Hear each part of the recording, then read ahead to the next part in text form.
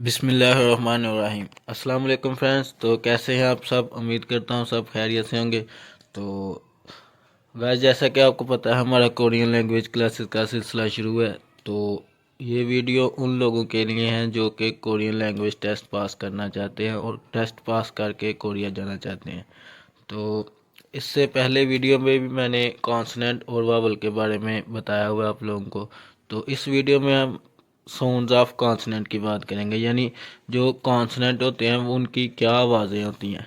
तो guys, different consonant हर जगह different आवाज़ देते हैं। तो इंशाल्लाह हम इसको वन बाय वन डिटेल से पढ़ेंगे। तो जैसा कि आपको पहले भी मैं बता चुका हूँ, जो बेसिक कॉन्सोनेंट वो 9 होते हैं। तो पहले हम बेसिक कॉन्सोनेंट की आवाज़ें पढ़ेंगे। तो पहला कॉन्सोनेंट है ये गीयक। गीयक। अब ये जो गीयक होता है, अगर तो ये पहले नंबर पे आए तो ये खे की आवाज़ देगा। खे, यानी जैसे इंग्लिश में के एच होता है और खे की आवाज़ निकलती है। अगर दूसरे नंबर पे आए तो ये गाफ की आवाज़ देगा। गाफ की, और जैसे जी की आवाज़ होती है गे की। और अगर तीसरे नंबर पे आए तो ये काफ की आवाज़ देगा, यानी के की आवाज़ देगा। यानी ये जो खिए गियक है, ये अगर शुरू में आए लफ्ज़ के तो ये खे की आवाज़ देगा। अगर दरमियान में आए तो गाफ की आवाज़ देगा। और अगर एंड पे आए तो काफ की आवाज़ देगा। इसको मैं आपको मिसाल दे के बताता हूँ। जैसे ये देखें, ये एक लफ्ज़ लिखा हुआ है खियक है, आगे आ है, ये बन गया खा। उसके बाद ये दीगत है और फिर आगे आया तो ये दा बन गया। यानी ये पूरा लफ्ज़ बन गया खादा। खादा। तो अब देखें, ये जो खिए का ये शुरू में आया ना, तो ये खे की आवाज़ निकाल रहा है। खा, खे की आवाज़ निकाल, आगे आया तो ये खा बन गया। तो शुरू में आए तो ये खे की आवाज़ देगा। अब अगर ये के दरमियान में आए, जैसे देखें ये एक लफ्ज़ है हंगुक। पहले हियत है, आगे आ है हा, फिर नियन है नीचे हान। आगे फिर देखें ये किए के सेंटर में आ रहा है, दरमियान में आ रहा है, तो ये गाफ की आवाज़ निकाल रहा है। हंग गुक, आगे ओ है, फिर किए के एंड पे आ रहा है तो एंड पे ये के की आवाज़ निकाल रहा है, काफ की आवाज़। गुक, यानी दरमियान में गाफ की निकाल रहा है और जो आखिर पे है वो काफ की आवाज़ निकाल रहा है, गुक बन रहा है। तो ये लफ्ज़ है हंगुक, मीन कोरिया।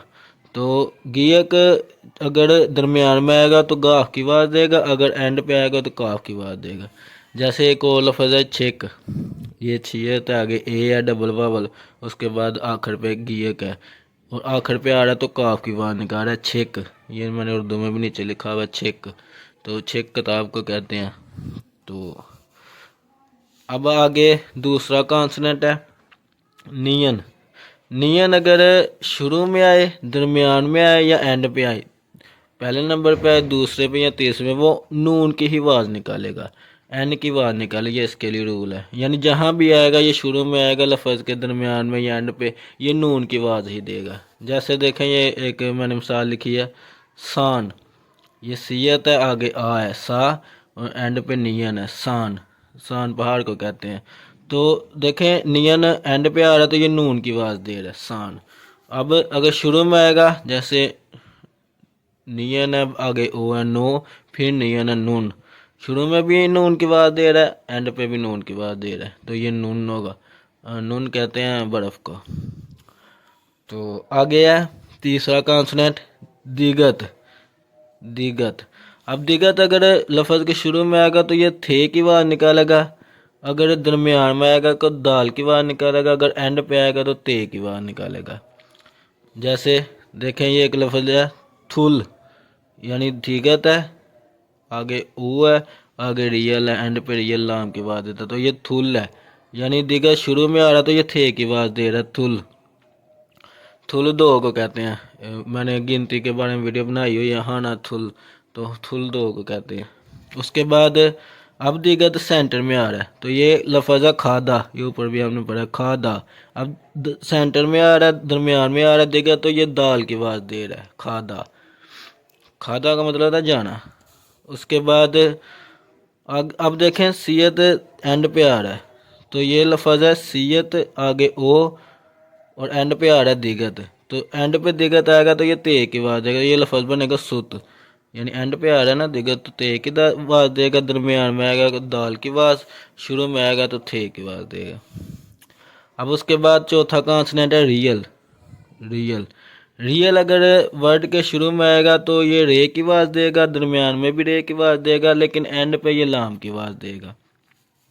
जैसे ये पहला लफ्ज़ लिखा हुआ रेहान, पहले रियल है, आगे ई है, री हियत आ हा, एंड पे नियन हान, रीहान, ये नाम होता है। तो उसके बाद आगे देखें, ये अब रियल ये शुरू में था तो रे की आवाज़ दे रहा था, अब दरमियान में आ तो फिर भी ये रे की आवाज़ ही देगा। जैसे ये लफ्ज़ लिखा हुआ सूरी, सीयत है, नीचे ओ है सो, आगे फिर रियल है, ई है, री सूरी, दरमियान में भी ये रे की आवाज़ दे रहा है, सूरी कहते हैं आवाज़ को। उसके बाद इल, अब रियल जो है वो एंड पे आ रहा है, पहले ईयंग है, उसके बाद ई है, फिर एंड पे रियल है। तो एंड पे आएगा तो ये लाम की आवाज़ देगा, यानी ये लफ्ज़ बनेगा इल। ईयंग क्योंकि शुरू में, तो ईयंग शुरू में कांस्टेंट सॉरी साइलेंट होता है ईयंग, और आगे ई लगा हुआ है तो ई बन गया, नीचे रियल है तो एल की आवाज़ देगा, तो इल लफ्ज़ है। इल एक को कहते हैं, गिनती या इल। तो उसके बाद आगे कॉन्सोनेंट है पांचवा, तो पांचवा कॉन्सोनेंट है मीम। मीम अब शुरू में आए, दरमियान में आए या एंड पे आए, इसने हर जगह मीम की ही आवाज़ देनी है, यानी एम की आवाज़ ही निकालेगा, मीम की आवाज़। जैसे देखें ये पहला लफ्ज़ है मुल, मीम है, आगे ओ है, फिर नीचे रियल है, मुल, मुल पानी को कहते हैं। उसके बाद आगे लफ्ज़ है, ये लिखा हुआ है खोकुमा, यानी पहले खिए का, फिर आ गया ओ है खो, फिर खिए का, फिर आ गया को, फिर मियम है, फिर आ है माँ, दरमियान में आ रहा है मियम, तो इधर भी ये मीम की आवाज़ दे रहा है, खोकुमा, ये शकरगंदी को कहते हैं। अच्छा, उसके बाद है शिक, ऊपर ईयंग है, दरमियान में ओ है, नीचे मियम है, मियम एंड पे आ रहा है तो ये मीम की आवाज़ ही देगा, आगे ये शिक है, शिक, शिक खाने को कहते हैं। उसके बाद आगे छठा कॉन्सोनेंट है बीओप। बीओप, बीओप अगर लफ्ज़ के शुरू में आएगा तो ये फे की आवाज़ देगा, दरमियान में आएगा तो बे की आवाज़ देगा, और अगर एंड पे आएगा तो पे की आवाज़ देगा, फे बे पे। अब देखें जैसे ये लफ्ज़ है एक फ्योंग, फियप है, आगे यो लगा हुआ, फिर ईयंग है, ईयंग एंड पे इंग की आवाज़ देगा तो ये फ्योंग है। अब फियप शुरू में आ रहा तो फे की आवाज़ दे रहा है, फ्योंग, फ्योंग बोतल कहते हैं बोतलों को। अब आगे देखें फियप अब सेंटर में आ रहा है तो ये लफ्ज़ बनता है आबोजी, ईयंग है आ, फिर फियप है, फिर ओ है, बो बन गया, फिर जीयत है, आगे ई है, आबोजी, आबोजी वालद को कहते हैं कोरिया में। तो अब बी अब क्योंकि सेंटर में आ रहा तो ये बे की आवाज़ देगा। अब आगे लफ्ज़ है छिप, छियत है, ई है, छी, फिर पी अब क्योंकि एंड पे आ रहा तो पे की आवाज़ देगा, छिप, तो ये छिप गार्ड को कहते हैं। अब उसके बाद सातवां कॉन्सोनेंट है ईयंग। अब ईयंग अगर लफ्ज़ के शुरू में आए तो फिर भी ये साइलेंट होता है, दरमियान में भी साइलेंट होता है, लेकिन एंड पे ये इंग की आवाज़ निकालता है। ये ईयंग के लिए सूल है, शुरू में भी साइलेंट होता है, दरमियान में भी खामोश होता है। अब जैसे ये लफ्ज़ है ना इल, इल के शुरू में देखें ईयंग लगा हुआ, ईयंग अपनी आवाज़ नहीं दे रहा, बस ई और रियल की आवाज़ निकल रही है, इल। इधर भी ईयंग दरमियान में है, आई, आई ईयंग शुरू में भी कांस्टेंट साइलेंट है, दरमियान में भी साइलेंट है, बस आ और ई की आवाज़ निकल रही है। अब ईयंग इधर एंड पे है, अब ये इंग की आवाज़ निकालेगा, फ्योंग। ईयंग शुरू में भी साइलेंट खामोश होगा, दरमियान भी खामोश होगा, लेकिन एंड पे ये इंग की आवाज़ निकालेगा, अगर एंड पे आएगा तो फ्योंग। अब उसके बाद आठवां कॉन्सोनेंट है सीयत। सीयत शुरू में और दरमियान में सीन की आवाज़ निकालता है या शीन की। अगर सीयत के साथ ई लग जाए तो शी की आवाज़ निकलती है, नहीं तो सी की आवाज़ ही निकलती है, और अगर एंड पे आ जाए तो ये फिर ते की आवाज़ देगा। जैसे कि ये लफ्ज़ है सम, सीयत है, आगे आ है, फिर मियम है, सम, तो देखें सीयत शुरू में तो सीन की आवाज़ देगा, सम, सम तीन को कहते हैं। उसके बाद अगर अब सीयत के आगे ई लग जाएगा तो फिर ये शी की आवाज़ निकालेगा, अगर शुरू में आएगा फिर भी शी की, अगर दरमियान में आएगा फिर भी शी की आवाज़ तभी निकालेगा अगर इसके आगे ई लग जाएगा, तो नहीं तो ये सीन की आवाज़ ही देगा। अब अगर सीयत एंड पे है तो ये ते की आवाज़ दे रहा है, जैसे ये ओत है, ईयंग है ऊपर, दरमियान में ओ है, एंड पे सीयत है तो ये एंड पे ते की आवाज़ निकालेगा, ओत, ओत कपड़ों को कहते हैं। अब उसके बाद आखिर वाला बेसिक कॉन्सोनेंट है जियत। जियत अगर शुरू में आए तो छे की आवाज़, दरमियान में जीम की और एंड पे ते की आवाज़ देता है। जैसे पहला ये लफ्ज़ है छेक, शुरू में आ रहा है तो छे की आवाज़ निकाल रहा है, छेक, आगे डबल वाह वाला ए, उसके बाद कियक है काफ की आवाज़, तो ये छेक बन गया, छेक किताब को कहते हैं। उसके बाद आप देखें ये दरमियान में आ रहा है जियत, तो ये अब जीम की आवाज़ निकालेगा। जैसे ये लफ्ज़ है नम जा, नियन आ मीम नम, मीम नम, आगे जियत और आगे आ जा, नम जा, नम जा मर्द को कहते हैं और यो जा औरत को कहते हैं कोरिया में। अब देखें जियत एंड पे आ रहा है तो ये ते की आवाज़ निकालेगा। जैसे ये लफ्ज़ है म्योत, मियम है, आगे यो है म्यो, और फिर जियत एंड पे आ तो ते की आवाज़ निकाला म्योत, म्योत कहते हैं कितने। अब ये बेसिक कॉन्सोनेंट थे। अब उसके बाद आगे डेरिवेटिव कॉन्सोनेंट है। तो इन बेसिक कॉन्सोनेंट से जो है वो डेरिवेटिव कॉन्सोनेंट निकलते हैं, इन्होंने से ड्राइव किए जाते हैं। तो इनकी भी आवाज़ें देख लेते हैं। जैसे वो खियक है तो खियक के दरमियान में एक और लाइन लगा दें तो ये खियोख बन जाता है, खियोख। अब ये जो ड्राइव कॉन्सोनेंट होते हैं ना, ये एक ही आवाज़ बस देते हैं। जैसे ये खियक है तो ये बस खे की आवाज़ ही देगा, चाहे शुरू में आए, दरमियान में आए या एंड पे आए, ये इसने बस खे की आवाज़ ही निकालनी है, खियक, खियक। उसके बाद थियोथ है, तो जैसे दिगत पर है तो उसके सेंटर में एक और लाया गया तो थियोथ बन जाता है, यानी उससे ये ड्राइव किया गया थियोथ। यानी ये जो खियक है ना, ये गियक से ड्राइव किया गया, और ये थियथ थीगत से ड्राइव किया गया, और ये फियोप फियोप से ड्राइव किया गया। तो इसलिए इसे डेरिवेटिव कौन से, इसके बाद जियो जो है वो छियो से ड्राइव किया गया, इसलिए इसे डेरिवेटिव कहते हैं। और ये ईयंग से, तो जो थियत होता है वो थे की आवाज़ ही देगा, चाहे शुरू में आ जाए या एंड पे आ जाए या दरमियान में आ जाए। उसी तरह फियोप है जो वो बस फे की आवाज़ ही निकालेगा। उसके बाद हियत है, हियत शुरू में और दरमियान में हे की देगा, एंड पे आ जाएगा तो फिर ये ते की आवाज़ निकालेगा, हियत। और ये ईयंग से निकला हुआ, ईयंग से ड्राइव किया हुआ।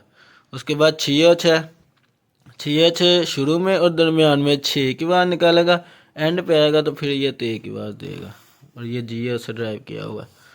अब उसके बाद कुछ डबल कॉन्सोनेंट हैं, 5 होते हैं। जैसे हमने पढ़ा पीछे खियक, खियक अगर 2 दफ़ा आ जाए तो वो उसे कहते हैं संग गियक, यानी गियक अगर 2 दफ़ा आ जाए तो वो संग गियक, संग मतलब 2 दफ़ा। तो ये जो संग गियक होगा ये बस की काफ की आवाज़ देगा, चाहे शुरू में आ जाए, एंड पे आ जाए या दरमियान में आ जाए, काफ की ही आवाज़ देगा। इसी तरह संग दिगत है, ये बस ते की आवाज़ निकालेगा। इसके बाद संग बियप है, ये पे की आवाज़ निकालेगा। उसके बाद संग शीयत है, ये सीन और शीन की आवाज़ निकालेगा, सीन की आवाज़ निकालेगा। और अगर इसके आगे ई लग जाएगा फिर ये शीन की आवाज़ निकालेगा, ऐसे ये शी की आवाज़ नहीं निकालेगा। उसके बाद आखिर में ये संग जियत है, तो ये हमेशा चे की आवाज़ देगा।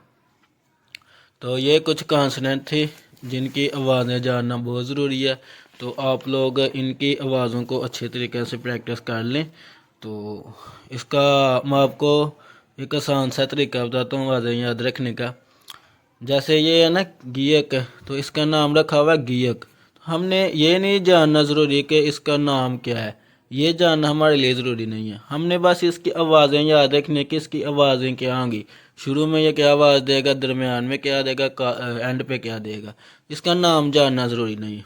तो मैंने इसको कैसे याद रखा था, मैंने इसका नाम ये रख लिया था, जैसे इसका नाम है ना घीयक, मैंने इसका नाम रख लिया था खीगक, क्योंकि मैंने आवाज़ें याद रखनी था तो इसका मैंने नाम रख दिया खीगक, खी